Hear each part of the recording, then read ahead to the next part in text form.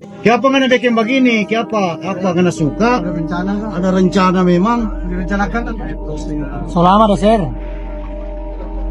Dan DP apa? Langsung tadi ya atau gimana? Alasan gimana guys? Halo guys, balik lagi dalam channel gua. Guys, hari ini gua akan menceritakan satu kasus yang terjadi pada seorang pelajar SMK di daerah Bitung, Sulawesi Utara. Kasus ini bisa dikatakan sangat sulit diungkap karena minimnya saksi dan juga petunjuk. Bagaimana kronologi cerita dari kisah ini? Yuk kita simak videonya. Pada awal kisah ini, kita berkenalan dengan seorang gadis muda bernama Mutia Ibrahim berusia 18 tahun, warga kecamatan Matuari.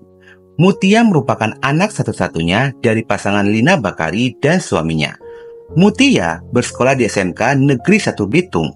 Lantaran jarak rumah dan sekolah yang cukup jauh, Mutia pun menyewa sebuah kamar kosan yang berlokasi di Jalan H. Tumondo, Kelurahan Manembo Atas, Kecamatan Matuari, Kota Bitung.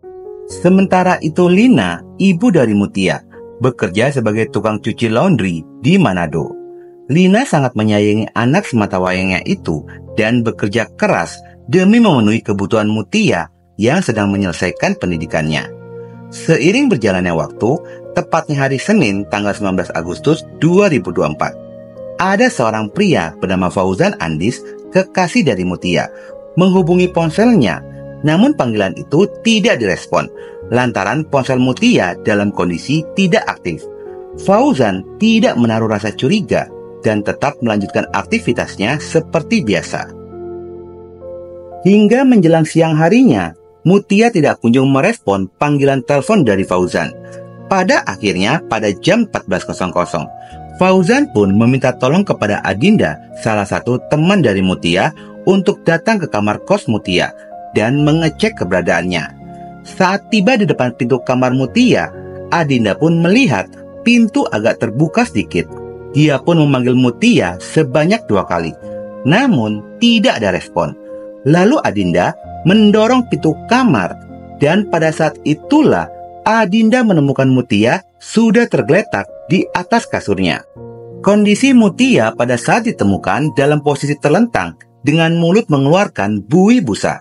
Adinda segera mengecek kondisi Mutia dengan meraba bagian tangannya dan terasa suhu tubuh Mutia sangat dingin.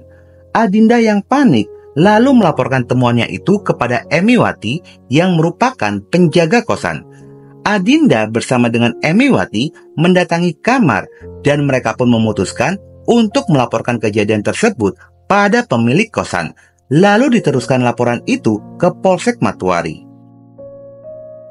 Pihak kepolisian yang tiba di lokasi kejadian segera melakukan identifikasi dan olah TKP. Pada saat itulah polisi menemukan adanya lebam bekas genggaman tangan pada lehernya Mutia. Bahkan ada bekas gigitan pada pipi sebelah kanan dari Mutia. Pihak kepolisian pun segera mengumpulkan bukti-bukti dan informasi dari para saksi. Setelah olah TKP selesai, tubuh Mutia pun segera dievakuasi menuju ke rumah sakit Manembo guna dilakukan pemeriksaan mencari tahu pasti dari penyebab kematiannya.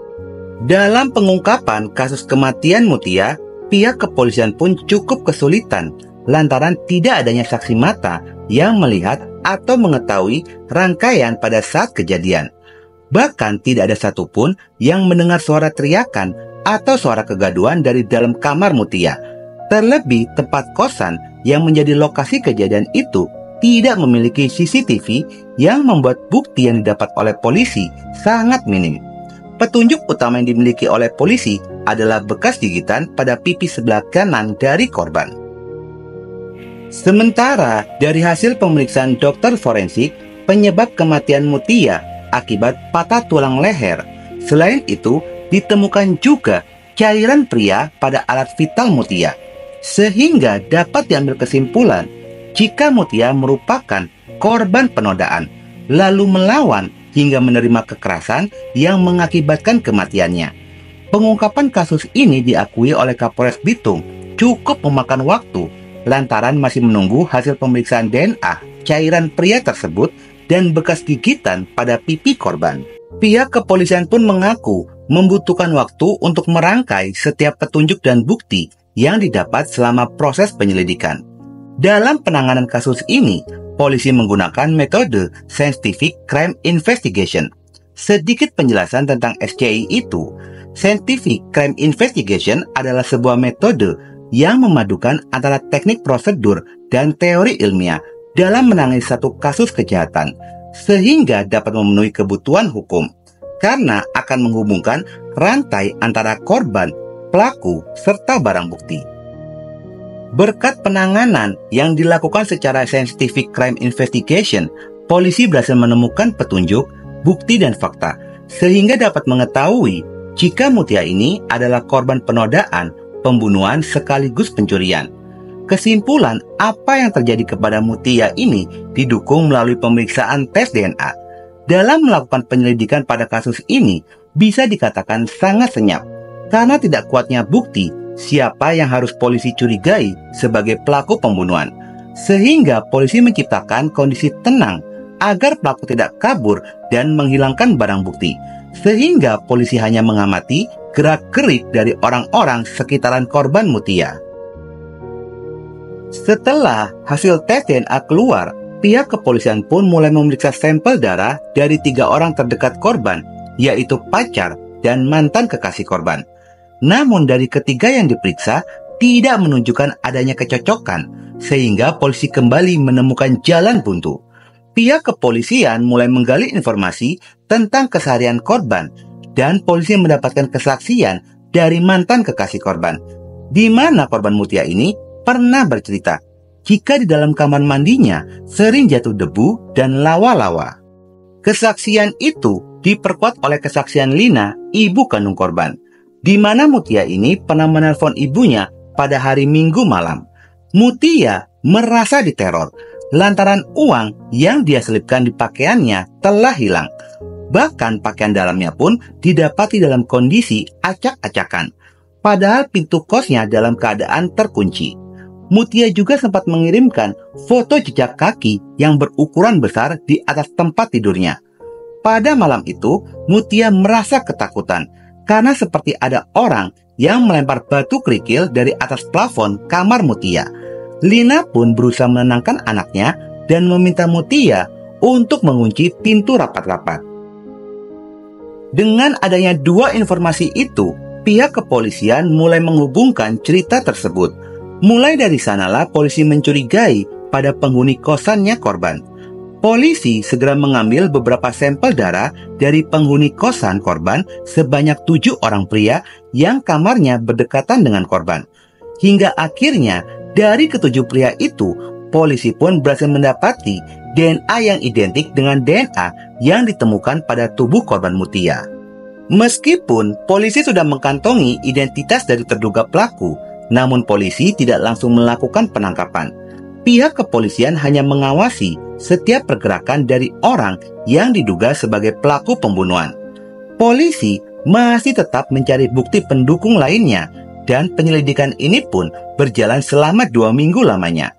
Hingga akhirnya polisi berhasil menemukan bukti kuat jika benar yang dicurigai itu merupakan pelaku pembunuhan atas Mutia. Pelaku ditangkap pada hari Rabu, tanggal 5 September 2024 di tempat kerjanya. Pelaku ini dilumpuhkan dengan tindakan tegas terukur karena mencoba melakukan perlawanan. Pelaku ini bernama Akri Jafar alias Akri, berusia 20 tahun, warga asal Mutong, Provinsi Gorontalo. Pelaku tinggal di kosan yang sama dengan Mutia, hanya selisih 1 pintu saja. Akri penghuni kamar nomor 4, sedangkan Mutia berada di kamar nomor 6. Akri di Bitung bekerja di perusahaan ikan di Kelurahan Grian Bawah.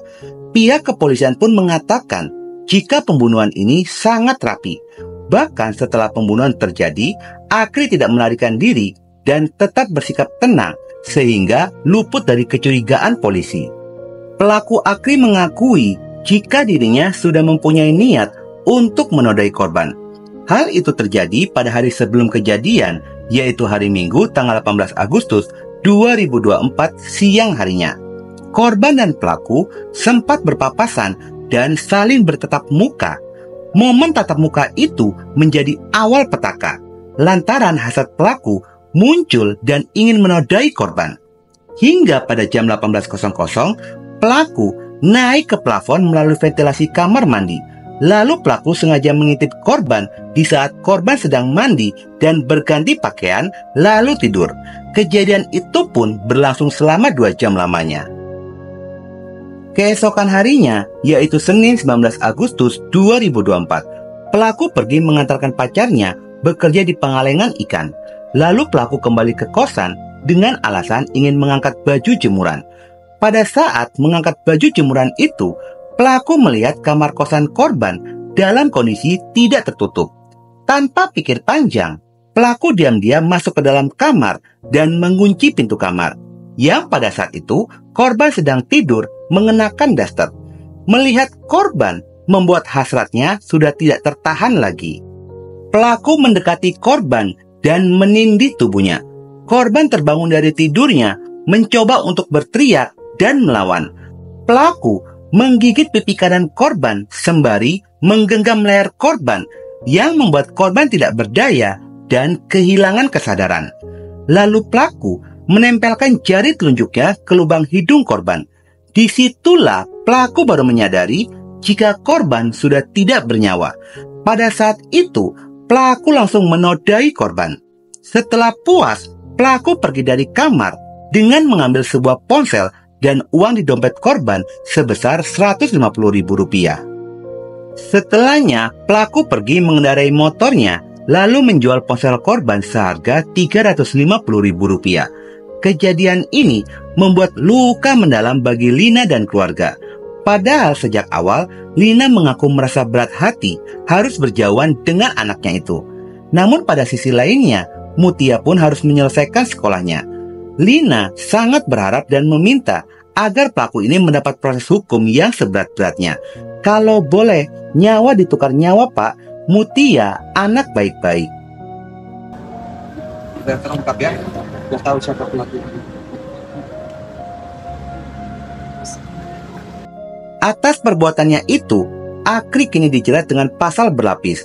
Pasal yang dikenakan adalah pasal 15 Undang-Undang Nomor 12 Tahun 2022 tentang kekerasan seksual, pasal 338 KUHP tentang pembunuhan, dan pasal yang mengatur tentang pencurian yang menyebabkan kematian dengan ancaman pidana seumur hidup. Guys, semoga saja Mutia mendapatkan tempat yang layak di sisi Allah Subhanahu wa Ta'ala dan keluarga pun diberikan ketabahan atas ujian ini. Oke guys, sekian dulu video gua hari ini dan jangan lupa ikuti terus video gua. Oke?